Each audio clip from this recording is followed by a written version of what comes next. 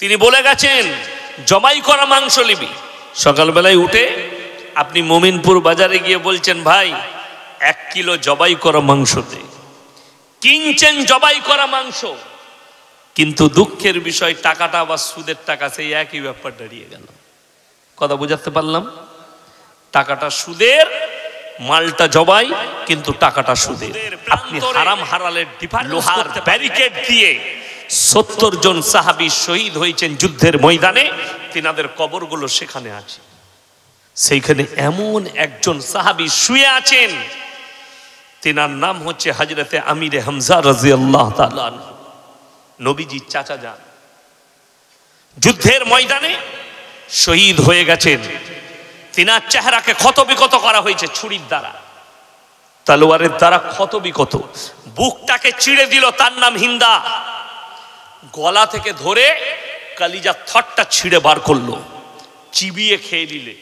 সমস্ত মানুষের সামনে কলিজার থরটাকে চিবিয়ে খেলো। যখন লাশ 70 জন সাহাবীর লাশ পৌঁছালো, আল্লাহর হাবিব সাল্লাল্লাহু আলাইহি সাল্লাম চাচা জানের লাশ দেখে হুঁটো গেড়ে বসে গেলেন। আমার চাচার সঙ্গে এরকম আচরণ কে করেছে? সাহাবীরা বললেন ইয়া রাসূলুল্লাহ, তার নাম হিন্দা। নবীজির চোখ দিয়ে পানি এলো, দাড়ি মুবারক ভিজে গেল। যেদিনে নবীজি মক্কা বিজয় করলেন, আপনার জানা দরকার, আজকে আপনি মুসলমান বলে দাবি করেন, আপনার ভাই যদি আপনার প্রতি অন্যায় করে আপনি ক্ষমা করতে পারেন,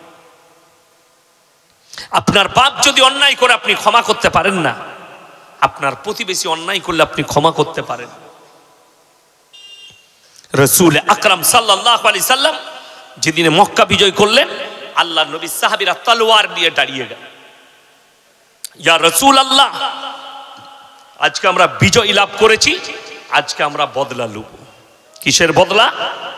আম্মার ইবনে ইয়াসিনের মায়ের দু পায়ে উঁট বেঁধে দুদিকে তাড়িয়ে দিয়েছে, আঁখ ফাড়ার মতো ফাড়া গেছে। সাইয়েদেনা বেলাল হাবসি রাদিয়াল্লাহু তাআলা আনহুর কোমরে দড়ি বেঁধে উঁটের পেছনে বাঁধা হয়েছে। আজকে আমরা বদলা লুব। আমাদের আপনার চাচা যান আমির হামজা রাদিয়াল্লাহু তাআলা আনহুর কলিজা থর চিবিয়ে খেয়েছে, বদলা লুব। নবীজি 5টা অর্ডার জারি করলেন, জোরে বলুন সুবহানাল্লাহ। 5টার মধ্যে নাম্বার 1, হে আমার সাহাবীরা, তোমরা বৃদ্ধকে মারতে পাবে না। নাম্বার 2, বৃদ্ধাকে মারতে পাবে না। নাম্বার 3, আত্মসমর্পণ করলে মারতে পাবে না।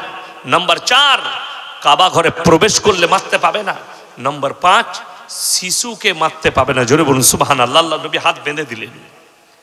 এরপরে এই এলান যখন নবীজি করলেন, মক্কার বেঈমান কাফেররা দলে দলে ঈমান আনছেন। নবীজি বসে আছেন উঁচু জায়গায়, সবাই কলমা পড়ছে। তাদের মধ্যেখানে ওই হিন্দা নিজেকে ঢেকে আসছে, নিজের চেহারা ঢেকে নিয়েছে, আমাকে যাতে কেউ না চিনতে পারে, আমি এত বড় অপরাধ করেছি, অন্যায় করেছি। নবীজি চাচা জানের আমির হামজা রাদিয়াল্লাহু তাআলা আনহুর কলিজা থরটা চিবিয়েছি।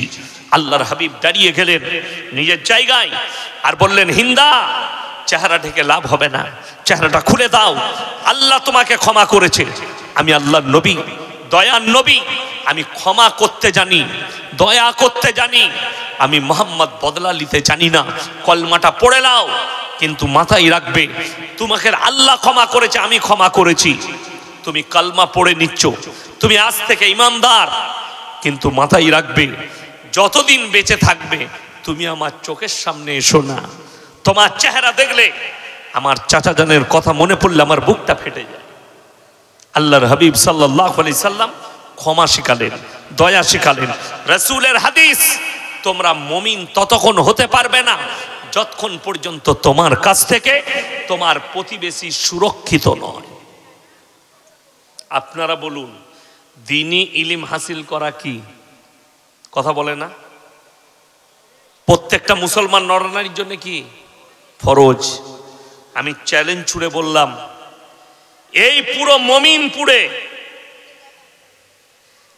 মমিনপুরে গোটা ডোমকল থানায় যদি সমীক্ষা করা হয়, 100 জনের মধ্যে 80টা মুসলমানের কাছে দ্বীনি শিক্ষা নেই। আর আপনার কাছে দ্বীনি শিক্ষা না থাকার কারণে, কোরআন হাদিসের চর্চা না থাকার কারণে বেঈমান কাফেররা নবীজির ওপরে মিথ্যা তহমত দিয়ে হাদিস বলে বহু কথা চালিয়ে দিয়েছে। আগে আমরা ছোটবেলায় শুনতাম, এখন তো আমাদের বলার পরে বন্ধ হয়েছে। অনেক লোক বলতো কি, আল্লাহর নবী বলেছেন তোমরা শিক্ষার জন্য চীন দেশে পাড়ি দাও। শুনেননি কথাটা? নবীজি বলেছেন মানে হাদিস তো। কোন বাপের বেটা মৌলবীকে নিয়ে আসুন তো, বুখারী, তিরমিজি, আবু দাউদ, ইবনে মাজাহ, নাসাই শরীফ হাদিসটা কোথায় আছে দেখিয়ে দিবে। এই শব্দই নাই। নবীজি সাল্লাল্লাহু আলাইহি সাল্লাম যেটা ফরজ করেছেন সেটা হচ্ছে মুসলমান নরনারীর জন্য দ্বীনি শিক্ষা অর্জন করা ফরজ। কতটা? যতটা করলে হারাম হালাল চিনতে পারে। মৌলবি হতে হবে না, মুহাদ্দিস হতে হবে না, হাফেজকারী মুফতি হওয়া লাগবে না। যতটা করলে হারাম হালাল চিনতে পারবেন, দিন আর বদ্দিন চিনতে পারবেন, শিরক আর বিদআত চিনতে পারবেন, কুফরি চিনতে পারবেন। বেঈমান কাফেররা আপনার উপরে যে জালটা ছুড়ছে ওই জালটা আপনি যাতে দেখতে পান, অতটা ইলম আপনাকে হাসিল করতে হবে। একটা মুসলমান হারাম হালালের ডিফারেন্স বুঝে না। দেখিয়ে দেবো। মুর্শিদাবাদের ছেলে গাড়ি চালাচ্ছে, লরি, হাই রোডে চেপেছে, হোটেলে ঢুকিয়ে বলছে ভাই এক বোতল মদ দে, মদ খাওয়া হয়ে গেল। এরপরে বলছে ভাই মুরগির মাংস আর রুটি নিয়ে আয় তো। সে বেচারা মুরগির মাংস আর রুটি এনেছে হোটেলের বেটার, তাকে তখন বলছে মুরগিটা জবাই না কাটা। আমি বললাম হারামখোরকে জুতো করে মার। যে লোকটা মদ খেলো তার আর কাটা গোটা দেখে লাভ আছে? কথা বলে। মুসলমানরা হারাম হালালের ডিফারেন্স করতে পারেনি। সে এটাই জানে না মদটা স্পর্শ করা হারাম, কাটা মাংসটাও হারাম। কাটা মাংসটা যেমন হারাম, মদটাও আমার জন্য হারাম। এটা কেন জানে না? তার কাছে দ্বীনি শিক্ষা তার মা বাবা দিতে পারেনি, যার কারণে তার এই জ্ঞানটাই নাই যে দুটোই হারাম। চলুন মুসলমান, আপনি যে বলছেন আমার দোয়া কবুল হতে হবে, দোয়া কবুলিয়াতের জন্য আমার আল্লাহ প্রথম শর্ত রেখেছেন হালাল খাবার, হালাল রিজক। তবে আপনার দোয়া আল্লাহর কাছে, আল্লাহর বারগাহে কবুল হবে। আপনি সকালবেলায় উঠে যদি বহরমপুরে যান, কোনো হোটেলে খেতে গেলে আপনাকে জিজ্ঞেস করতে হবে না, হবে না, দাদা মুরগিটা জবাই না কাটা? কথা বলে জিজ্ঞেস করতে হবে। কেন? আপনার জন্য শর্ত হচ্ছে হালাল খাবার, অর্থাৎ আপনাকে জিজ্ঞেস করতে হবে পানির বোতল দেন। আমার ভাই, আপনি এটা বুঝে গেলেন। রাত্রে বেলা ইয়াসিন ভাই এসছিল, বিসমিল্লাহ, আলহামদুলিল্লাহ, তিনি বলে গেছেন জবাই করা মাংস নিবি। সকালবেলায় উঠে আপনি মোমিনপুর বাজারে গিয়ে বলছেন ভাই 1 কিলো জবাই করা মাংস দে।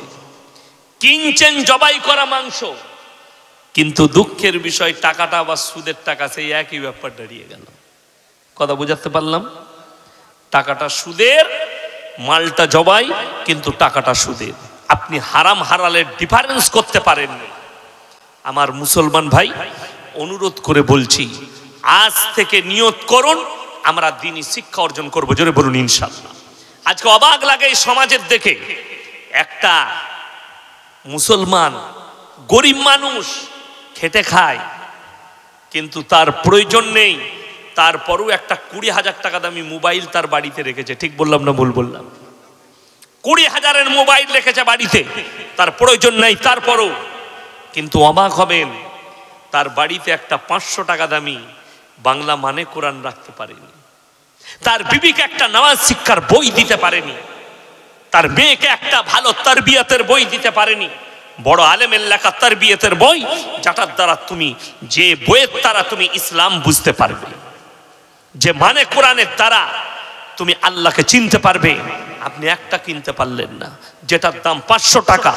অর্থাৎ আজকে এই মুর্শিদাবাদ, মালদা, দিনাজপুর, পশ্চিম বাংলার জলসাগুলো খালি বক্তব্যটা, স্টেজটা পাল্টিয়েছে, বাকি একই রেখেছে। আগে যাত্রা পালা হতো মেলা বসিয়ে, এখন জলসা হয় মুর্শিদাবাদ আর মালদায় মেলা বসিয়ে। দুটোর মধ্যে পার্থক্য কিচ্ছু নেই। আপনারা কটা লোক জড়ো করেছেন? আপনার কাছে, এখানে রাখি, আপনার কাছে কটা লোক বসেছেন মজমায়? 1000টা লোক হবে না, আমি আপনাকে দাওয়াত দিয়ে যাচ্ছি, 2 বছর পর পর জলসা করি মাদ্রাসা, একটা দুটো নয়, 25 থেকে 30 হাজার শ্রোতা হাজির হয়। একটা দোকান দেখাতে পারবেন না আপনি মনোহারি, শুধুমাত্র চায়ের দোকান থাকে 2 থেকে 3টে। রাত্রি 12টার মধ্যে জলসা শেষ হয়। মহিলারা কোথায় বসলো আর কোন রাস্তায় এলো দেখাতে পারবেন না। আর আপনি আপনার বিটিকে পয়সা দিয়ে রাস্তায় তুলে দিলেন, মেলা বসেছে ওখানে চুল খুলে ঘুরে বেড়া। আমি অবাক লাগে।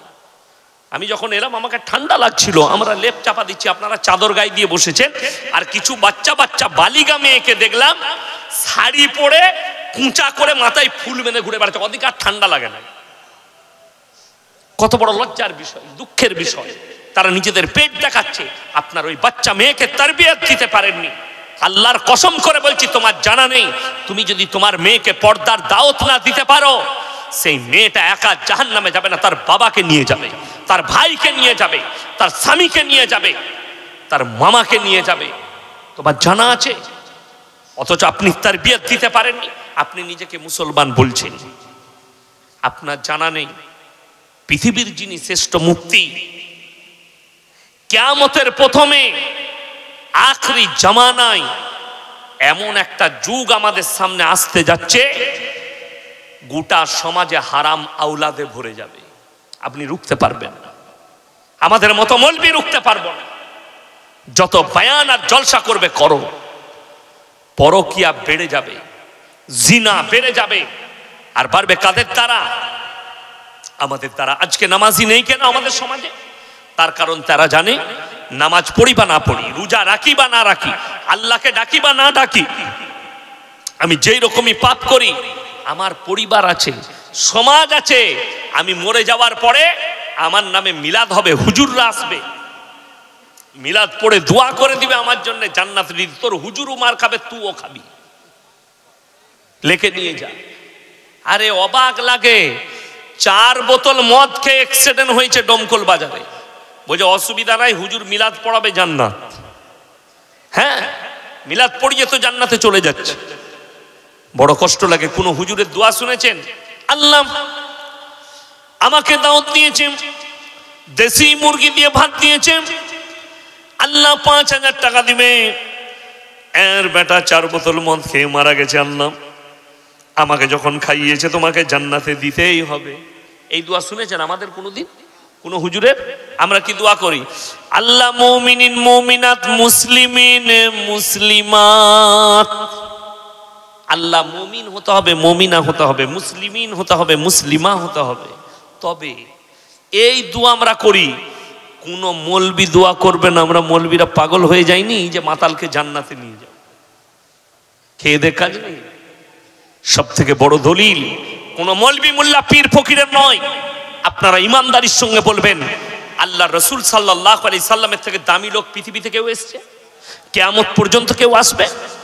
হাদিস খুলেন, বুখারী শরীফের রিওয়ায়াত, রাসূল আকরাম সাল্লাল্লাহু আলাইহি সাল্লামের কাছে খবর হলো, ইয়া রাসূলুল্লাহ, আপনার চাচা যান মারা যাবেন, মৃত্যু শয্যায় আছেন। নবীজি ছুটলেন চাচার কাছে, হাতটা টিপে ধরলেন, চাচা একবার খালি কলমাটা পড়ে নাও, আমি আল্লাহর কাছে তোমার জন্য কেঁদে কেঁদে ক্ষমা চাইবো।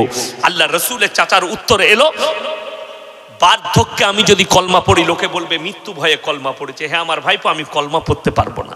আল্লাহ আয়াত পাঠালেন, ইন্নাকা লা তাহদি মান আহবাবতা ওয়ালাকিন্নাল্লাহা ইয়াহদি মান ইয়াশা। হে আমার নবী, হিদায়েতের দপ্তর আমার আল্লাহর হাতে, আমার ইচ্ছা নেই তোমার চাচা কলমা পড়তে পারবে না। রসুলের চোখ দিয়ে পানি, চাচা যান দুনিয়া ছাড়লেন। এরপরে নবীজি আল্লাহকে বললেন, আল্লাহ তুমি আমাকে যতদিন না নিষেধ করবে, আমি আমার চাচার জন্য কেঁদে কেঁদে ক্ষমা চাইব। আল্লাহর হাবিব সাল্লাল্লাহু আলাইহি সাল্লাম চাচার জন্য কাঁদছেন, ক্ষমা চাইছেন, চাচার জন্য আল্লাহর কাছে কেঁদে কেঁদে ক্ষমা চাইছেন। সঙ্গে সঙ্গে আল্লাহ তাআলা নসিহত করলেন, আয়াত পাঠালেন। এই আয়াতে শুধুমাত্র নবীকে নয়, নবী এবং মুমিন দুজনকে নসিহত করলেন। নবী এবং মুমিন আল্লাহ পাঠালেন আয়াত জিবরিল আমিনকে দিয়ে, হে আমার নবীকে শোনাও গিয়ে, মা কানা লিন নবিয়্যি ওয়াল্লাযীনা আমানু আইয়াস্তাগফিরু লিল মুশরিকিন ওয়ালাউ কানু উলি কুরবা। হে আমার নবী এবং মুমিনরা শোনো, যারা মুশরিক হয়ে মারা গেছে, বেঈমান কাফের হয়ে মারা গেছে, বদ্দিন হয়ে মারা গেছে, তাদের জন্য দোয়া করতে পাবে না, যদিও তারা তোমাদের নিকটতম আত্মীয় হয়। নবীজির হাত নেমে গেল, চাচার জন্য দোয়া করতে পাইনি। আর আমার মতো ফুটো মলবি, তোমার বেটা 4 বোতল মদ খেয়ে মারা গেছে, জান্নাতে নিয়ে যাবো, তো তোমার হুজুরও মার খাবে, তুই তো খাবি।